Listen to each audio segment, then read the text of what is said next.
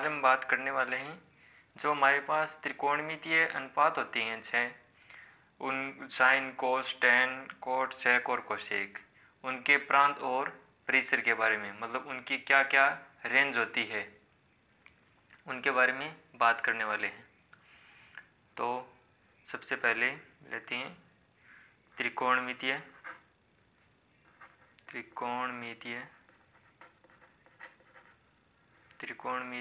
अनुपात के प्रांत व परिसर। ठीक है, उसके लिए हम लेते हैं एक सारणी जिसमें यहाँ लिखते हैं त्रिकोणमितीय अनुपात, और यहाँ लेते हैं प्रांत और यहाँ लेते हैं परिसर। प्रांत का मतलब होता है कि जहाँ से फलन है वो वैल्यू ग्रहण करता है, जिस पर मान निकाला जाता है, उसको बोलते हैं प्रांत। तो सबसे पहले हम ले लेते हैं साइन के लिए। तो साइन के लिए अगर लें तो क्या आएगा, पहले हम त्रिकोणमितीय अनुपात लिख लेते हैं। तो साइन एक्स, फिर ले लेते हैं कोस एक्स, फिर ले लेते हैं टेन एक्स, फिर ले लेते हैं कोट एक्स, और फिर ले लेते हैं सेक एक्स, और फिर ले लेते हैं कोसेक एक्स। ठीक है, ये हमारे पास 6 त्रिकोणमितीय अनुपात हैं और इनके प्रांत और परिसर क्या क्या होते हैं ये हम देखते हैं। तो सबसे पहले अगर बात करें साइन के प्रांत की, तो साइन एक्स और कोस एक्स का जो प्रांत होता है वो होता है आर। क्या होता है? आर होता है, आर। सबसे पहले एक सारणी बना लेते हैं।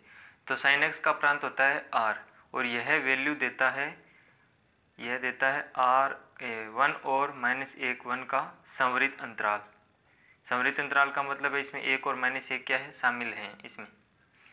कि कहने का मतलब आर जो क्या है, यहाँ वास्तविक संख्याओं का समूह है। इसमें से कोई भी अगर मान रखेंगे तो साइन का मान 1 और -1 की रेंज के बीच में ही होगा।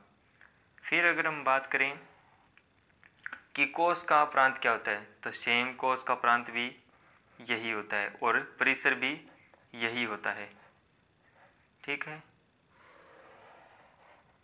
अब अगर हम बात करें टेन के बारे में, तो टेन का याद रखना है, ये जो आर है इसमें से आर में से क्या माइनस हो जाएगा, इसमें से हो जाएगा 2n+1 π/2, और यहाँ n क्या है, n है पूर्णांक। क्या है n? पूर्णांक। ये घटाया क्यों है? क्योंकि यहाँ जो tan का मान है वो 90 डिग्री के जितने भी गुणक होते हैं उनके विषम गुणक होते हैं, उन पे क्या होता है, अपरिभाषित होता है, और इसका क्या आ जाएगा, परिसर क्या आएगा, परिसर आएगा r।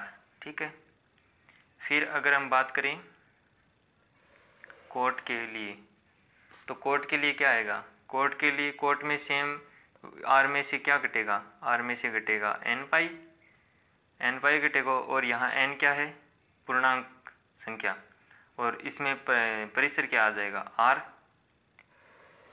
इसी प्रकार अगर हम बात करें सेक के लिए, तो सेक के लिए क्या आएगा, सेक के लिए सेम ही रहेगा, जो हमारा tan का है सेम वही प्रांत रहेगा, r - 2n+1 π/2, ये हो जाएगा इसका प्रांत। और इसका परिसर में क्या होगा, ये जो r है इसमें से क्या माइनस हो जाएगा, 1 और -1 का विवर्त अंतराल माइनस हो जाएगा।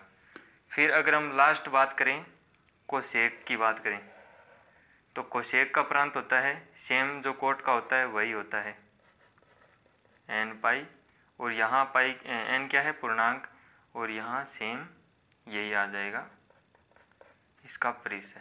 तो ये हमारे पास है त्रिकोणमितीय फलनों के प्रांत और परिसर।